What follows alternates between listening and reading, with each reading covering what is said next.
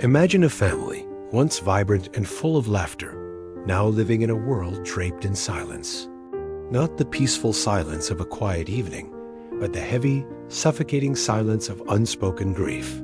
A silence that had settled into the very walls of their home, chilling the air and muting every color. For the Davies family, Sarah, Mark, and their two young children, Emily and Josh, life had become a grim tableau painted in shades of gray. Their daughter, Emily, was battling a rare, aggressive illness.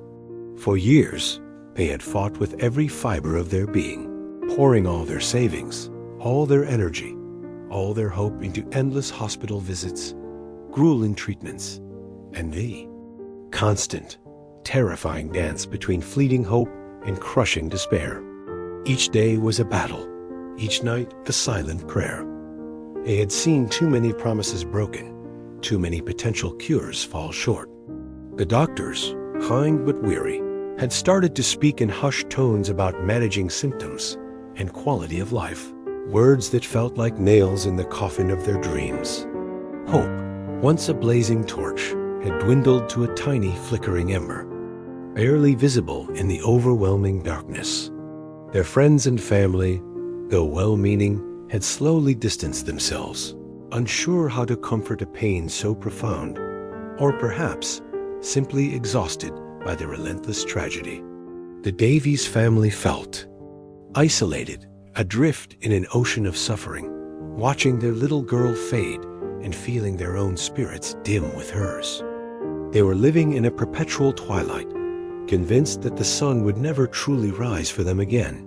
But what if, even when all light seems lost, even when the final threads of hope appear to fray, there's still a chance for a miracle? What if, in the depths of despair, the universe has a way of conspiring, of weaving unexpected threads of kindness and scientific breakthroughs into a tapestry of renewed possibility? This is the extraordinary story of the Davies family and their daughter, Emily. It's a testament to the power of unwavering love, the quiet resilience of the human spirit, and the astonishing moment when, against all medical odds, hope didn't just flicker. It walked back into their lives, hand in hand with an unexpected ally, forever changing their world. Prepare to be moved, because this is a heartfelt chronicle about the day a family found its way back to light. Emily was 5 when the first symptoms appeared: a persistent fatigue, an unusual pallor, and a series of unexplained fevers. Sarah and Mark, both in their early 30s, dismissed it at first. Childhood illnesses, they thought. But as Emily's condition worsened, and countless doctors' visits yielded no answers, a chilling dread began to creep in. Finally, after months of agonizing tests, the diagnosis came like a thunderbolt: idiopathic pulmonary fibrosis, an incredibly rare and aggressive lung disease, particularly in children.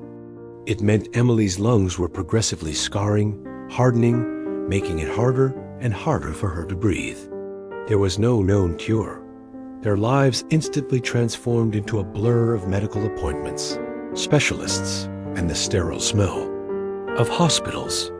Emily, once a bubbly, energetic child who loved chasing butterflies in the park, grew frail. Her laughter became less frequent, replaced by strained coughs and shallow breaths. Her younger brother, Josh, too young to fully understand, watched his sister retreat into a world of pain and fatigue. He often asked, "When will Emily play with me again?" A question that tore at his parents' hearts. Sarah, a former teacher, had to quit her job. Mark, an architect, worked tirelessly, but the medical bills mounted faster than his earnings. Their savings dwindled, replaced by mountains of debt. They sold their second car, then refinanced their small house. Every decision was dictated by Emily's needs. Every conversation revolved around her condition. Their own relationship, once vibrant, became strained under the relentless pressure. Sleep was a luxury, joy a distant memory. They pursued every experimental treatment, every clinical trial, every alternative therapy suggested by desperate online forums. They flew across the country, spending their last pennies on consultations with world-renowned specialists, only to be met with the same grave prognosis. "We can manage the symptoms," they'd hear. "But this disease, it's progressive." Each failed attempt chipped away at their resolve, leaving behind a deeper layer of disillusionment. They saw other families in the hospital, some celebrating remission, others mourning unbearable loss. They felt suspended in a terrifying limbo. Their friends, initially supportive, found it harder and harder to connect. Their lives, filled with school plays and birthday parties, felt worlds apart from the Davies reality of oxygen tanks and foredrips. The calls became less frequent, the visits shorter. Sarah and Mark understood. It was difficult for others to witness their unending struggle, but the isolation stung, compounding their pain. They were fighting a lonely battle, watching their daughter slip away, piece by the time Emily was 8. Her condition had deteriorated significantly. She was mostly confined to her bed or a wheelchair, connected to an oxygen concentrator. Her little lungs struggled with every breath. Her once bright eyes now held a deep sadness, a quiet acceptance that no child should ever possess. The doctors had gently but firmly informed Sarah and Mark that they had exhausted all conventional options. There was one last desperate hope, a lung transplant. But Emily's specific condition, her fragile state, and the extreme rarity of a suitable donor for a child her size made it an almost impossible dream. They were placed on a national transplant list, but the wait was agonizing, and the chances, they were told, were infinitesimally small. Hope for the Davies family was a distant echo, almost drowned out by the relentless silence of despair. It was during one of Emily's particularly difficult spells in the hospital, a time when the oxygen machine hummed a constant, grim lullaby, that a faint whisper of an idea, almost a desperate fantasy, began to form in Sarah's mind. She was sitting by Emily's bedside, idly scrolling through a medical journal, a habit she developed to distract herself from the terrifying reality, when an article about synthetic organ research caught her eye. It wasn't about lungs specifically, but about breakthroughs in growing simple tissues in labs. The technology was nascent, years away from full organ creation, let alone transplantation. It was a long shot, a wild dream, but desperation often breeds audacity. Sarah, fueled by a parent's boundless love, started researching. She stayed up late, fueled by stale coffee, delving into obscure medical papers, contacting universities, reaching out to researchers whose work seemed remotely connected to lung regeneration or synthetic organs. Most replied with polite regrets, explaining the immense complexities, the years of research still needed, the current limitations. Each email felt like another door slamming shut, echoing the countless rejections they had faced. Then, an anomaly. A brief, almost cryptic email reply from a Dr. Anya Sharma, a bioengineer at a small, lesser-known research institute. Her message was short, intriguing. While direct lung fabrication is far off, our team is exploring novel scaffold technologies that could potentially accelerate biological tissue growth within a living system. It's highly experimental, not ready for clinical trials. But your daughter's case, it aligns with the theoretical direction we are exploring. Perhaps a consultation is warranted, purely for research purposes. Sarah's heart leapt. Purely for research purposes. That meant no immediate cure, no guarantee. But it was a thread, a single fragile thread in a vast, dark abyss. She clung to it with ferocity. Mark, initially skeptical, having seen their hopes dashed so many times, agreed to the consultation. He saw the flicker of life in Sarah's eyes, a spark he hadn't seen in years, and he couldn't bring himself to extinguish it. Dr. Sharma, was unlike any doctor they had met. Young, brilliant, with a fierce, almost restless intellect. She didn't offer false hope. She spoke in complex scientific terms, explaining the concept of a bioreactor, essentially a highly advanced incubator that could, theoretically, provide the perfect environment for a patient's own stem cells to grow on a custom-designed, biocompatible scaffold, forming new lung tissue. It was cutting-edge, experimental, and incredibly risky. The technology had only been tested in lab animals, and even then, with limited success for complex organs like lungs. The idea, Dr. Sharma explained, her eyes alight with scientific passion, is to use Emily's own cells to avoid rejection. We would create a personalized scaffold, infuse it with her stem cells, and then, using a carefully controlled bioreactor, encourage these cells to differentiate and grow into functional lung tissue. It would then be implanted. It's a race against time and against the disease's progression. The ethical approvals alone would take months, perhaps a year. The funding, it's astronomical. And the chances of success for something so complex? They are minimal, Mr. and Mrs. Davies. Perhaps 5%. 5%. It was a number so small, it should have been crushing. But to Sarah and Mark, who had been living with 0%, 5% felt like a universe of possibility. It was a chance, however slim, to save their daughter.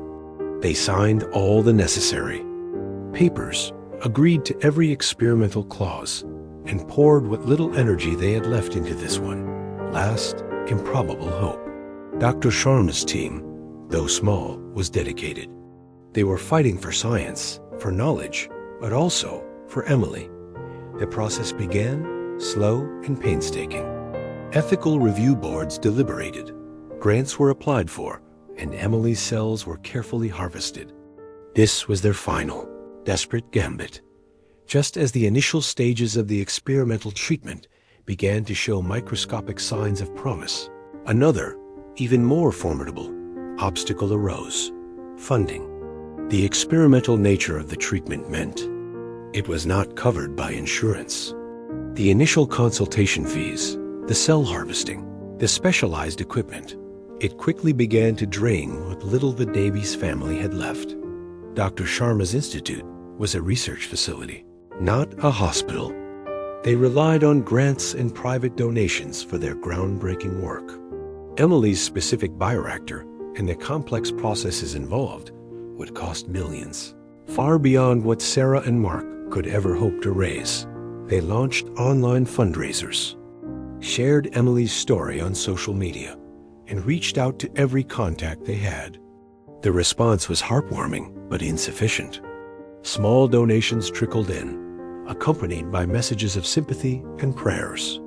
But the sheer scale of the funds required seemed insurmountable. Each passing day, as Emily's breathing grew more labored, the financial mountain grew taller. Hope, which had just begun to tentatively peek through the clouds, threatened to vanish once more, swallowed by the cold, hard reality of money. Sarah spent nights staring at spreadsheets, calculating, despairing. Mark worked extra shifts, taking on every available project, his body weary, his spirit heavy. They were so close, yet so far. The scientific possibility was there. The team was dedicated, but the financial abyss threatened to swallow it all. They started to prepare themselves for the inevitable, for the crushing conversation with Dr. Sharma about halting the treatment. It was the darkest period yet, perhaps even darker than the initial diagnosis, because this time they had glimpsed hope, only to have it snatched away by something as mundane, yet as powerful as money. One afternoon, Sarah received a call from Dr. Sharma. Her voice was uncharacteristically hesitant. "Sarah," she began, "I have to be honest. Our funding for this specific branch of research is almost depleted. Without a major influx, we might have to slow down Emily's treatment. We just don't have the resources to sustain the bioreactor at optimal levels for the duration needed." Sarah's heart plummeted. She felt a cold dread spread through her veins. This was it. The end. She swallowed, trying to steady her voice. "I understand, Doctor. We've tried everything. We don't have it." She hung up the phone, tears silently streaming down her face. She walked into Emily's room, watching her daughter struggle for breath, oblivious to the battle being lost on her behalf. Josh, sensing his mother's distress, silently put his hand in hers. Sarah held it tight, her only comfort in a world that felt utterly desolate. The last glimmer of hope was dying, just as Sarah was preparing for that agonizing conversation. With Dr. Sharma, the one where they would concede defeat, something truly remarkable began to unfold. It started with a phone call, an unknown number. Sarah almost didn't answer it. "Is this Sarah Davies?" A calm, authoritative voice asked. "My name is John Miller. I'm with the Havenwood Community Fund." Sarah frowned. Havenwood, her hometown. She hadn't thought about it in years, consumed by Emily's illness. "Yes, this is Sarah. How can I help you?" "Well, Ms. Davies," John Miller continued, "it seems we might be able to help you. We've been following Emily's story through various online forums, and a few key individuals in our community, deeply moved by your family's plight, have initiated something extraordinary.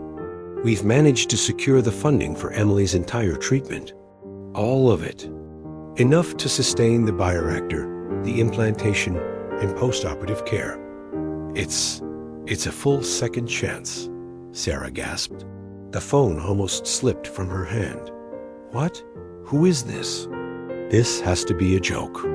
"No joke, Miss Davies," he said, his voice warm with sincerity. "Our community, Havenwood, has been through its own healing journey recently. We learned the hard way about the power of unity and the profound impact of unseen acts of kindness. We decided that no family, especially one fighting so bravely for their child, should have to give up hope because of finances. This is our way of paying it forward, of extending that second chance we found to someone else who desperately needs it." Sarah couldn't speak. Tears streamed down her face, but these were tears of overwhelming relief, of disbelief, of pure, unadulterated hope. It wasn't just money. It was a lifeline, extended by a community she barely knew anymore, a place she thought had forgotten her. The Havenwood Community Fund was a new initiative, born from the very healing process Sarah had vaguely heard about. After their own internal struggles and reconciliation, the town had decided to channel their renewed spirit into supporting others. Mrs. Gable, the stern old resident, had been one of the first to contribute significantly. David Chun, the newcomer, who had inspired acts of kindness, was now actively involved in seeking out families in need. And the fund's director, John Miller, was none other than the former Chief Miller, whose own perspective had been transformed by Havenwood's journey. They had found Emily's story through social media, tracking down Sarah and understanding the desperate need for funding for the experimental treatment. It was an unseen act of communal kindness, a quiet, collective decision made thousands of miles away, driven by empathy and the profound desire to offer a chance to someone else, just as they had received their own second chance. The infusion of funds from the Havenwood Community Fund transformed everything. Dr. Sharma's team, invigorated, could now operate at full capacity. The bioreactor hummed with renewed purpose, meticulously nurturing Emily's own cells on the custom-designed scaffold. Sarah and Mark watched in awe, their hearts pounding with a fragile, burgeoning hope. Every day, Dr. Sharma would show them microscopic images, tiny, nascent lung tissues forming, differentiating, growing. It was slow, painstaking science, but it was happening. Months later, the day finally arrived. The day of Emily's transplant. The operation was long, complex, and incredibly risky. The new lab-grown lung tissue was carefully implanted, a tiny beacon of hope placed within her fragile body. Sarah and Mark held their breath, clutching each other's hands in the waiting room, their hearts vibrating with a mixture of terror and desperate prayer. Hours later, Dr. Sharma emerged, her face tired but beaming. "It was successful," she announced, her voice thick with emotion. "The implant took. Emily's body is accepting the new tissue. She's still critical, but this is a monumental step. We have hope." Hope, the word, once a cruel whisper, now echoed through their lives, strong and clear. Emily's recovery was a journey of its own. Slowly, painstakingly, her body began to adapt to the new lung tissue. Her breathing became less labored, her color returned. The first time she sat up in bed without the constant struggle for air, her face lit up with a smile that radiated pure joy. Sarah and Mark wept, tears of profound relief. Emily learned to breathe deeply again, to laugh without a cough, to run and play with Josh. The community of Havenwood continued to follow her progress, sending messages of encouragement, anonymous, gifts, and unwavering support. They were her unseen guardians, a testament to the ripple effect of kindness. The Davies family visited Havenwood a year after Emily's recovery. It was a pilgrimage of gratitude. They met John Miller, Mrs. Gable, David Chun, and countless others who had contributed to the fund. They walked through the newly rebuilt community center, a vibrant hub of activity, a symbol of a town that had healed its own wounds and was now helping others heal theirs. Emily, bright-eyed and energetic, played in the park, her laughter ringing. Out, free and unburdened, Sarah spoke at a small gathering, her voice filled with emotion. "You saved our daughter," she said, tears in her eyes. "When we had lost all hope, when we thought it was over, your community, your unseen act of collective kindness, walked back into our lives and gave us a second chance. You didn't just fund a treatment. You rekindled a spirit.